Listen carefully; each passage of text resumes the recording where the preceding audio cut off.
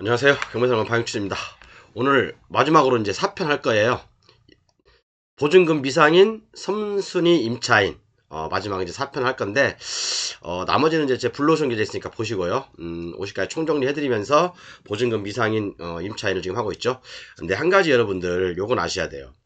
보증금 미상인 선순위 임차인은 반드시 흔적을 남깁니다. 제가 이제 오늘 마지막 회를 하면서 설명을 한번 해드려 볼게요. 반드시 그 흔적이 있어요. 등기부에 있든 매각물건 명세서에 있든 문건 송달 내역에 있든 아니면 경매물건지에 있든 현장에 있든 반드시 보증금 미상인 선순위 임차인, 대항력 있는 선순위 임차인이죠. 반드시 흔적을 남깁니다. 그러니까 그거 보고 한번 참고하셔가지고 여러분들 탐정이 돼가지고 제가 뭐 교재 없으신 분들은 교재 뭐 강의를 기준으로 해서 한번 살펴보시고요. 교재 있으신 분들은 교재를 위주로 살펴보시면 될 겁니다. 그리고 2월 한 달 동안 2월 한 장에서 제가 이렇게 하고 있거든요. 159만 원에 필요하신 분은 서둘러서 구매하십시오. 자, 그럼 바로 교재를 먼저 보도록 하겠습니다.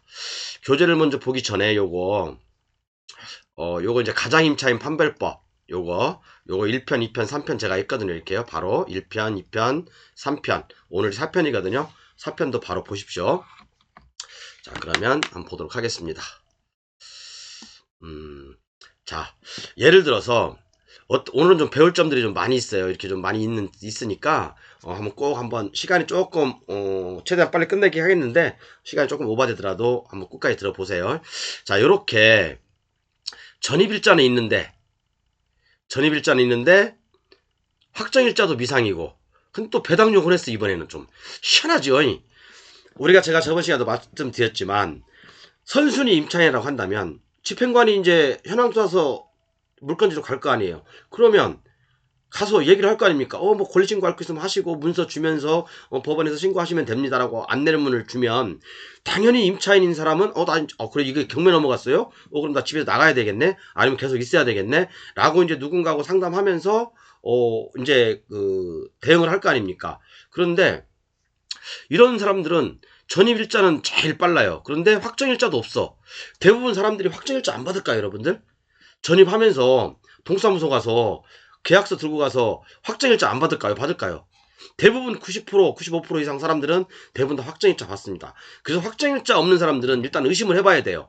그리고 배당 요구만 했다? 요것도 웃긴 거예요. 뭐가 냄새가 진하게 나거든요. 자, 그럼 이런 물건들을 한번 살펴봅시다, 우리. 자, 이 물건이 꼭 그렇다는 건 아니지만, 자, 한번 살펴볼게요. 가장 먼저 살펴봐야 될 것은, 선순위 임차인인데, 확정일자는 있는데, 없는데, 배당 요구를 했다. 그리고 이 물건지, 경매 물건지하고 이 소유자 주소가 같아요. 이 소유자가 그때 당시 취득했을 당시에 소유자 주소가 같아요. 그럼 뭡니까? 소유자가 거기에 입주하면서 건물을 샀다는 얘기죠. 그죠? 건물을 샀는데, 자, 이제부터 문제가 발생되는 거죠. 지금부터는 이제. 자, 그러면 여기 매각물건 명세서에는 보증금 5억이래. 그리고 대항력도 있어요. 그죠? 그리고 혼인관계서 증명서상 협의이혼도 했대. 그러면 전에 부부였네? 그런 생각이 들 거 아닙니까? 제가 항상 이런 걸 갖다 따져볼 때는 시간적인 흐름에 따라서 살펴보라고 했잖아요. 그죠? 그리고 방이 3칸이야. 주거용인데 방이 3칸입니다. 왜? 아파트니까 방이 3칸이겠죠. 3칸인 것 같아요. 그리고 이 임차인은 말소 기준 권리보다 전입일자도 빠르고 91년도예요. 말소 기준 권리는 2011년인데 전입일자는 91년도입니다. 근데 희한한 게 여기에 이 아파트의 보존 등기는 2002년 돼 있어요. 2002년에 돼 있어. 보존 등기가. 근데 어떻게 아파트가 생기기 전에도 어디 뭐 땅에 임차하고 있었나? 이것도 좀 이상하죠. 제가 볼 때는 이것은 전입일자는 좀 잘못된 것 같아요. 이 전입일자는 좀 기재의 오류인 것 같아요. 왜냐하면 소유권 보존이 되면 아파트가 그때부터 이제 입주가 시작되거든요. 소유권 보존이 2002년 됐는데 어떻게 전입일자가 1991년이 될 수 있냐 이 말이죠. 제 말은요. 그죠? 이것은 말도 안 되는 얘기니까 제가 볼 때는 요 전입일자가 잘못됐다라는 생각이 드는 거예요. 그렇죠? 그리고 이제 배당 요구는 정상적으로 했습니다. 배당 요구 종기일이 2022년 3월 18일인데 3월 15일 3일 전까지 뭐 제대로 했네요. 자, 그러면 이 사람이 가장 임차인인지 진성 임차인인지 한번 봅시다. 하나씩 하나씩 뜯어볼게요. 그죠? 배당종을 정상적으로 했으니까. 자, 만약에 확정일자라는 게 보증금이, 여러분 확정일자 우리가 받는 이유가 뭔가요? 보증금이 얼마든 간에 다른 후순위 권리자보다 우선해서 배당을 받는다는 거잖아요. 그죠? 그렇기 때문에 우리는 계약서를 가지고 동사무소를 갈 때 꼭 확정일자를, 대부분 95%가 아니라 99% 사람들은 확정일자를 받아요. 받죠. 근데 여기는 확정일자가 없어요. 그러니까 의심을 해봐야 된다니까, 여러분, 이거. 그죠? 만약에 확정일자가 있었다면,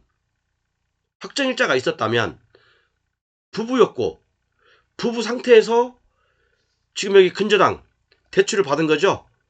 한국자산관리공사라고 돼 있는데, 그 이전에, KB손해보험이었어요. 부부 상태에서 대출을 받았고, 그죠? 부부 상태에서 대출을 받았고, 예를 들어 받았다라고 한다면, 그리고 그 이후에 이 대출을 받고 난 다음에 이혼을 했다라고 한다면, 그죠? 대출 후에 이혼을 했다라고 한다면, 그죠? 이 저당권보다 후순위겠죠. 이혼한 상태에서 임대차를 한 거죠. 그죠? 항상 저당권보다 후순위입니다. 그 이혼하면은요. 제가 누차 설명드렸죠. 그죠? 그래서 제가 봤을 때는 그래요. 일단 여기까지만 봤을 때, 이 저당권 설정한 후에 이혼을 했고, 이혼한 상태에서 둘이서 계약서를 쓴 것 같아요. 느낌상, 아직 지금 증거를 찾아야 되니까 지금 찾고 있는 중입니다. 그죠? 5억에, 얼마에? 5억에 계약서를 쓴 거예요. 그러면 이 5억이라는 건 서로 주고 받아야 되겠죠. 입출금이 있어야 됩니다. 그죠? 예를 들어서 내가 위원 위자료로, 저번 시간에 설명했지만, 위원 이자료로 그 채권이죠. 채권을 받을 돈이 있는데 그것을 담보하기 위해서 내가 임대차를 주장하고 있다. 그러면 제가 뭐라고 했어요? 된다고 했어요? 안 된다고 했어요? 저번 강의 들어보세요. 모르시면 저번 강의 반드시 보셔야 돼요. 그죠? 자, 그렇기 때문에 분명히 이 KB손해보험에서는요. 이때 당시 부부가 아니었으면 대출 안 해줍니다. 이거. 그죠? KB손해보험 절대 부부가 아니었으면 대출 안 해준다. 라는 생각이 일단 할 수 있죠. 의심을 할 수 있죠. 그죠? 당연히 자기가 본인이 진짜 진정한 임차인이라고 한다면, 본인이 진짜 이 땡땡님이 본인 진정한 임차인이라고 한다면 당연히 전입하면서 확정일자도 받았겠죠. 그죠? 뭐가 문제가 있기 때문에 확정일자를 안 받은 거예요. 아니면 옛날에 KB손해보험력이, 그러니까 현재 자산관리공사죠. 채권을 양수받았으니까 자산관리공사에서 무상거주 임대차 확인서를 썼든지 그럴 겁니다. 그죠? 그리고 또 하나 아까도 말씀드렸지만 물건지 주소하고 건물을 샀을 때 채무자 주소하고 똑같아요. 또 임차인 주소 똑같죠. 그러니까 물건지 주소, 채무자 주소, 소유자 주소 똑같아요. 근데 방은 3칸이야. 방은 하나, 둘, 3칸이에요. 3칸에서 살고 있다 이거야. 이게 과연 가능할까? 그죠? 그러면 월세 아니면 전세도 금액도 낮겠죠. 주인도 살고 있고 임차인도 살고 있는데 방 3칸에서, 그러면 정상적인 전세 가격은 될 수 없겠구나. 월세겠구나. 라는 생각도 해볼 수 있죠. 그죠? 그리고 또 하나 의심스러운 것은 보존 등기일이 2002년인데 어떻게 전입이 91년이 될 수 있냐 이거죠. 그것은 제가 볼 때는 이 경매지의 오류일 수 있다. 그리고 매각물건상의 오류일 수 있다라는 생각이 들긴 해요. 그죠? 맞죠? 그 다음에 매각물건 명세상에서 얘기하는 게 임차인과 소유주는 혼인관계였다고 얘기를 해요. 임차인과 소유주는 혼인관계였음. 그렇다면 제3분할을 이유로 임차인이 계속해서 대항력을 유지하고 있다? 이 부분도 한번 생각해봐야 되는 거잖아요. 그죠? 제3분할을 위해서 임차인이 계속해서 대항력을 유지하고 있다. 라는 것도 생각해볼 수 있죠. 그죠? 그런데 어떤 채권을 담보 목적으로 해서 내가 진정한 임차인이 아니라고 한다면 그 채권은 대항력을 행사할 수 있다 없다? 저번 강의에 나와 있습니다. 비슷한 게. 자, 그러면 방 3칸인데 그중에 한 칸을 쓰고 있다면 정상적인 전세 가격일까? 아니라고 제가 말씀드렸죠. 그죠? 전입이 먼저 있으니까 그러면 전세를 끼고 샀나? 그 생각도 해볼 수 있잖아요. 그죠? 여성이 먼저 전입이 되어 있고, 그죠? 여성이 먼저 전입된 집에 2002년에 남편이 취득을 했다. 그럴 수도 있잖아요. 근데 2002년에는 보존등기였거든요. 이런 상상을 할 필요가 없는 거예요. 그죠? 보존등기와 동시에 입주를 한 거죠. 아파트에. 그죠? 뭐 이런 상황에서는 여성이 먼저 입주를 하고 남편이 집을 사서 들어왔다. 취득했다. 이것은 제가 볼 땐 조금 어폐가 있는 것 같아요. 그렇죠? 안 그러면 전세로 살고 있다가 2002년에 남편이 집을 사면서 KB보증보험에서 근저당을 잡은 것이 아닐까라는 생각도 해볼 수 있는데 그게 좀 현실적인 것 같아요. 그런데 이것보다는 제가 볼 때는 두 분이서 제가 볼 때는 요 전입일자가 잘못된 것 같아요. 그러니까 잘못됐다는 가정하에. 왜냐면 건물이 아파트가 2002년에 생겼는데 어떻게 보존등기를 전입을 1991년도에 했냐고요. 그죠? 어디 뭐 벌집에 한 것도 아니고 야산했을 건데 그때 농지나 그럴 거였을 건데 그죠? 농지에서 텐트 치고 있다가 뭐 여기 901호 아 뭐야 이게 몇 호야? 여기 103호 딱 지정해놓고 거기에서 전입할 수는 없는 거잖아요. 그죠? 그렇기 때문에 이것은 제가 볼 땐 전입일자는 잘못된 거니까 이러한 추리는 할 필요 없어요. 그렇기 때문에 제가 봤을 때는 소유권 보존, 그러니까 입주함과 동시에 두 부부가 입주를 했다. 그리고 그 이후에 KB손해보험에서 저당을 잡고 쭉 살다가, 그죠? 쭉 살다가 계속 살고 있었잖아요. 2011년까지. 2002년에서 2011년까지. 거의 10년을 가까이 살았잖아요. 그죠? 9년을 가까이. 그렇기 때문에 살고 계시다가 이혼을 한 거 아닐까라는 추측을 해봐요. 그리고 KB손해보험에서 대출을 받은 거고, 그 이후에 이혼을 한 거죠. 그죠? 그래서 대출을 받고 나서 이혼을 했다? 그러면 당연히 KB손해보험보다 늦죠. 요 KB손해보험보다 늦죠. 그러면 임차인은 없는 거예요. 후순위에요. 대항력 없어요. 대항력 없어요. 그죠? 그럼 입찰해도 된다라는 결론을 하잖아요. 결론에 도달하게 되죠. 그죠? 자, 그럼 다음 볼게요. 다음 보기 전에 요거 이제 그 중복경매라는 거 여러분들 아세요? 예를 들어서 지금 여기 KB손해보험 지금 자산관리죠. 한국자산관리공사가 경매를 넣고 그죠? 여기 또 하나 이 가압류권자 개인 최땡땡님이 경매를 넣었잖아요. 그 가압류에 의한 경매를 넣었잖아요. 그러면 자 먼저 경매를 넣으신 분은 이 최땡땡님입니다. 최땡땡님이 가압류에 의해서 본압류 진행으로 인해서 경매를 넣은 거예요. 그런데 한국자산관리공사도 경매를 같이 넣었어요. 사건 번호가 두 개잖아요. 그죠? 사건 번호가 두 개예요. 왜 사건 번호가 두 개일까? 여러분들 이거 생각 안 해보셨죠? 요것도 굉장한 단서가 있어요. 이런 것들도요. 이런 것들도 굉장한 단서가 있다고요. 자, 어차피 강제경매는 최땡땡님이 넣으셨어요. 그죠? 가압류에 본압류에 봉압류의 그죠? 이행으로 인해서 경매를 넣은 거예요. 그런데 바로 자산관리공사도 경매를 넣었어요. 같이 사건 번호가 두 개죠. 이걸 바로 중복 경매라고 하는데 그죠? 왜 이런 상황이 발생되냐면 자 예를 들어서 이 가압류권자가 경매를 넣었어요. 그러면 가압류권자의 돈을 갚아버리면 경매가 취하되잖아요. 그러면 만약에 이 자산관리공사에서도 돈을 제대로 받고 있거나 이자를 제대로 받고 있었다고 한다면 경매를 청구 안 하겠죠. 뭔가 이자를 미납했기 때문에 자산관리공사에서도 경매를 같이 청구한 거예요. 그죠? 그리고 또 하나 만약에 자산관리공사에서 이때 같이 중복경매를 넣지 않으면 경매를 넣지 않으면요 이게 만약에 가압류권자가 든 경매가 취하가 돼버리면 이 사람은 나중에 또 이 사람이 그 이자라든가 그런 걸 미납했을 때 또다시 경매를 청구해야 된다는 시간적인 또 비용적인 부담이 있는 거죠. 그렇기 때문에 이 가압류권자가 경매를 넣을 때 같이 청구하는 겁니다. 그냥 얹어서 가는 거죠. 같이 얹어서 가는 거예요. 아시죠? 이건 다 알고 있겠죠. 그러니까 저당권자 입장에서는 선순위 저당권자 입장에서는 후순위 가압류권자가 경매를 넣었으니까 그죠?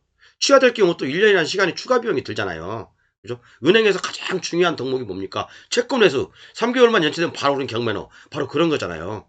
그죠? 그렇죠? 그래서 요거 보십시오. 사건 번호를 보십시오, 여러분. 요거 보면 자, 만약에 이게 본압류의 이행이 안 되기 전에 이 사건 번호가 있잖아요. 그죠? 카단 요 사건 번호가 있는데 이 사건 번호에서 그죠? 소유자와 합의가 잘 되면 소유자가 합의가 잘 됐을 수도 있잖아요. 그죠? 소유자가 합의가 잘 되면 요 경매는 취해야 된다는 거죠. 취해야 된다는 거죠. 그러면 이 양반이 나중에 이제 또 소유자가 이자를 미납했다거나 연체했을 경우는 또 이 근저당권자는 1년이라는 시간 후에 경매를 청구해야 되는데 1년이라는 시간과 비용이 드는데 이렇게 하겠냐 이거죠. 뭔가 이 소유자가 이자도 미납하고 있는 상태였고, 그죠? 그렇기 때문에 경매를 청구 같이 했다. 그렇게 보시면 됩니다. 이해 가시죠? 그래서 1금융권은요 대부분 그래요. 이게 굳이 아니더라도 무조건 후순위 권자가 경매를 넣으면요 같이 경매를 청구해요. 그죠? 이해 가시죠? 그렇기 때문에 이제 특히나 강제경매이기 때문에 둘관계 이해관계이기 때문에 정상적인 정지 상태에서도 정지 상태로 들어갈 수 있단 말이에요. 그죠? 그래서 지금 이 물건이 사실은 정지가 되긴 했는데 정지 상태에서도 바로 이제 다시 경매로 나올 수 있다 이거예요. 왜냐하면 지금 가압류권자하고 소유자하고 지금 뭔가 모종의 합의를 보고 있는 중이거든요. 그럼 이게 나가리가 죄송합니다. 이게 취하가 돼버리면 이 또 저당권자 입장에서는 또 시간도 걸리고 또 경매 비용도 다시 또 추가로 경매를 진행하려면 돈이 들기 때문에 같이 청구를 한 게 된다. 그래서 1금융권은 대부분 바로 경매를 후순위가 넣으면 같이 넣게 마련이에요. 같이 넣는 겁니다. 그래서 여기 한번 보시면 이때 당시 이제 소유권 보존이 돼 있잖아요. 그죠? 그리고 근저당이 설정돼 있을 당시에 이때 당시 아파트 시세도 조사해 보시고, 그죠? 이 근저당 설정이 뭐 2억 2,300인가 되는 그래서 잘 안 나오죠. 이때 1억 되고 갚아버리고 다시 금액을 확장해서 다시 또 근저당을 설정했어요. 이때 당시 아파트 시세도 한번 여러분들께서 뭐 아실이라든가 호갱노노라든가 많죠. 부동산 뱅크, 그다음에 국토해양부 실거래가 시스템, 그다음에 뭐 플래닛 많아요. 많으니까 거기서 여러분들께서 이때 당시 2011년 당시에 시세도 한번 조사해 보시고 또 이때 당시 2002년 당시 여기 2002년 당시에 아파트 시세도 한번 꼭 조사해 보세요. 제가 좀 시간 관계상 여기까지 다 해드릴 수는 없고요. 자, 그래도 또 하나 중요하게 볼 건 뭐냐면 밑에 내려볼게요. 제가 여러분들 매각물건 명세서 잘 보자라고 제가 항상 말씀드렸잖아요. 매각물건 명세서에도 핵심이 있다. 여러분들처럼 뭐 매각물건 명세서 뭐 그걸 설명하자는 게 아니에요. 제가 말씀드리는 게 뭡니까? 요거잖아요. 요거 정보 출처 구분, 정보 출처 구분, 요 부분을 잘 보자 이거 있잖아요. 정보 출처 구분이 권리신고냐 현황조사냐 그걸 제가 잘 보라고 했잖아요. 그죠? 권리신고는 뭐예요? 임차인 본인이 직접 법원에다가 권리를 신고한 거예요. 나 이러이러이런 내막입니다 라고 신고한 거고, 현황조사는 현황 집행관이 현장에 갔을 때 임차인한테 또는 이해관계한테 물어봐서 기재한 게 현황조사입니다. 그러면 권리신고가 맞겠어요? 현황조사가 맞겠어요? 권리신고는 더 신빙성이 있는 거잖아요. 그래서 여러분들께 제가 저번 시간에 첫 시간인가? 막 1시간에 걸친 강의를 했죠. 그러면서 요거 권리신고 잘 봐야 된다. 이거 정보 출처 구분 요거 별표 100개 알아. 100개. 대한민국에 제가 처음 얘기했을 건데 이거 또 이거 따라하는 사람들 많아요. 진짜예요. 많아요 여러분. 제가 뭔가를 얘기하면 경매 고수들은 제 강의 들어요. 왜? 초보들은요 제 강의 조금 어려워가지고 잘 안 듣거든요. 실질적으로 이런 게 돈이 되는 걸 알기 때문에 제가 그래서 블루오션이고 제 가격이 교재 가격이 188만원이잖아요. 물론 2월달 한 달 동안은 159만원을 해드리고 있습니다. 서두르세요. 근데 이제 그게 2월달이 다음 주가 될지 다다음 주가 될지 모른다고 제가 분명히 말씀을 드렸어요. 1, 2, 3강에서요. 1차, 2차, 3강에서.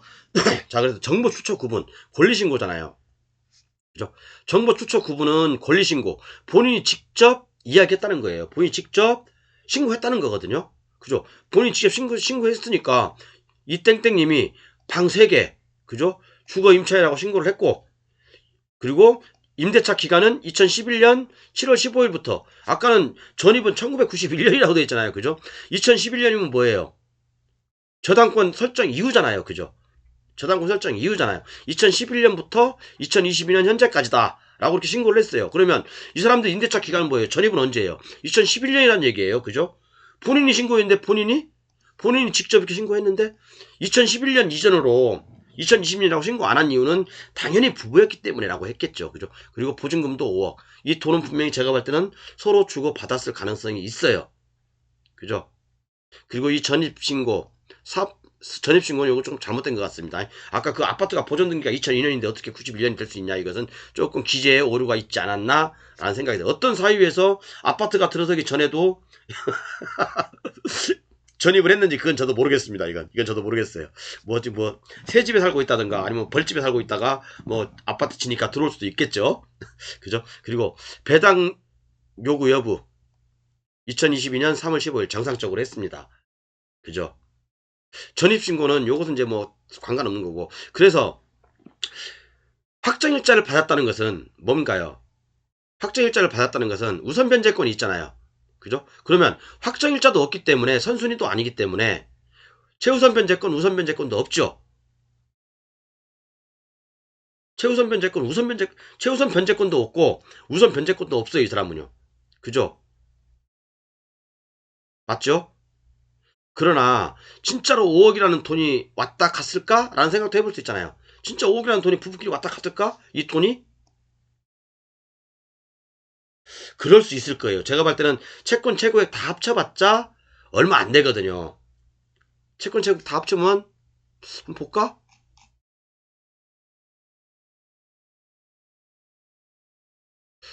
한국자산관리공사 청구 금액이 아이고 그래도 4억 5천이네. 4억 5천 두 개 합치면 4억. 야, 그 남는 거 별로 없. 나 그래도 뭐 한 1억은 남겠는데 보니까 대충 보니까 그죠? 배당 요구는 배당 요구 종고일까지 정상적으로 했고 대항력 요건은 못 갖췄죠. 대항 요건도 뭐 여러분 대항 요건이 뭐예요? 대항력 요건. 대항력 요건이 뭡니까? 전입 신고를 해야 되고 점유를 해야 되잖아요. 그죠? 점유라는 게 뭐예요? 주택에 인도를 해야 되잖아. 그죠? 전입 신고도 해야 되고 주택에 인도도 하고 있어야 돼요. 그죠? 그러면 아까 이런 임차인은 자기가 권리신고한 임차인은 대항 요건을 갖췄나요? 대항 요건 못 갖췄잖아요. 아, 본인이 이렇게 신고를 했잖아요. 본인이 권리신고를 하면서 본인이 이렇게 신고를 했잖아요. 그죠? 2011년 7월부터 다 저당권 이후부터 라고 했다. 그죠? 그럼 이게 그러면 가짜로 한 겁니까? 권리신고 한 내용을 믿어야죠. 그죠? 현황 조사를 한 내용을 믿는 게 아니라, 그죠? 맞잖아요? 그래서 아까 저당권도 있었고 저당권 후에 임차인이 들어왔다. 이제 그런 것 갖다 우리가 유추해 봤을 때 제가 볼 때는 이 임차인은 가장 임차인이다. 라는 걸 유추해 볼 수 있죠. 그러니까 결론. 왜 점유기간을 저당권보다 늦은 날로 권리신고를 했을까? 라는 것도 우리가 왜 점유기간을 저당권보다 늦은 날로 권리신고를 했을까? 라는 것도 의심해 봐야 되잖아요. 그죠? 저당권자에게 분명히 무상거저 확인서를 썼을 거예요. 저당권자에게 왜? 당연히 선순위 저당권자가 자북되는 둘이 부부냐라고 물어봤을 거고, 그죠? 당연히 무상거주 확인서를 썼겠죠. 그죠? 그리고 저당권 이전에 이혼을 해도 저당권보다는 후순위가 되는 겁니다. 그죠? 근데 이것은 저당권 후에 이혼을 했다? 당연히 저당권보다 후순위죠. 그죠? 그러니까 여러분들이 제가 이런 말 참, 이렇게까지 안 드리려고 했는데, 자, 여러분 보세요. 자, 부부가 살고 있었어. 그 후에 여기 저당권이 들어왔어. 그죠? 저당권이 들어왔어. 그럼 부부가 이때 이혼을 했어. 그러면 이때 전입이 인정되는 건가요? 점유가 인정되는 건가요? 아니에요. 이 저당권 후에요, 후. 그러니까 이것은 저당권 후에 이혼을 했든 저당권 전에 이혼을 했든 관계가 없다는 얘기야. 이 사람은 임차인이 아니야. 이해 가시죠? 그러니까 여러분들 좀 헷갈리는 게, 이제, 좀 잘못 알고 있는 상식들이 굉장히 많아요. 저당권 전이든 저당권 후든 이혼을 하든 어쨌든 간에 저당권 이후에요. 임차인은. 그 부부는 저당권 후에 임대차가 인정된다고. 이해 가시죠? 그렇기 때문에 이 사람은 법을 아는 사람이에요. 그렇기 때문에 이 저당권 이후에 점유를 개시했다고 얘기를 하는 거예요. 임대 기한하고 얘기하는 거라고요. 어차피 소송으로 가도 그죠? 지는 거예요, 이 사람이. 이런 얘기를 하면 되죠? 이런 거 이거 다 알죠? 다 알 거예요. 어쨌든 이렇게 해서 이제 이 사람은 추측하건대 제가 장담 못합니다. 99.9% 가장 임차인이다 라는 생각을 이렇게 해서 이제 한번 유추해 볼 수가 있어요. 어렵지 않죠? 나머지는 제 교재에 다 있으니까 여러분 이렇게 16가지 사례가 있거든요. 16가지 여기 17가지 사례구나. 이건 연습 문제예요. 아주 쉬운 연습 문제입니다. 이건 여러분. 여러분 이건 아주 쉬운 연습 문제니까 요것은 여러분들이 한번 우리 교재 가지고 계신 분들 한번 보시고 정말 교재 가지고 계신 분들은 또 이제 특히 188만원 정가를 주고 사신 분들은 제가 이 800강까지 다 보내드리니까 언제든지 여기 유장임차인 이렇게까지 제가 심도 있게 설명을 안 해봤거든요. 근데 물론 제 교재는 다 있어요. 여러분들이 못 찾아서 그렇지 그냥 알기 쉽게 제가 이렇게 종합적으로 그림으로 설명을 해드린 거 이렇게요. 종합적으로 그림을 싹 이렇게 17가지 사례를 들여서 설명을 해드린 거니까 꼭 이거 갖고 공부를 하세요, 여러분들. 아셨죠? 그러면 어느 정도 임차인은 다 가려낼 수 있어요. 그리고 다음 시간에는 요거 할 거예요, 여러분. 제가 진짜 여러분 이거 중요한데, 와, 여러분 이거 진짜, 그러니까 제 강의를, 책을 사야 된다니까. 책 안 사고 꼭 이렇게 사고를 친다니까요.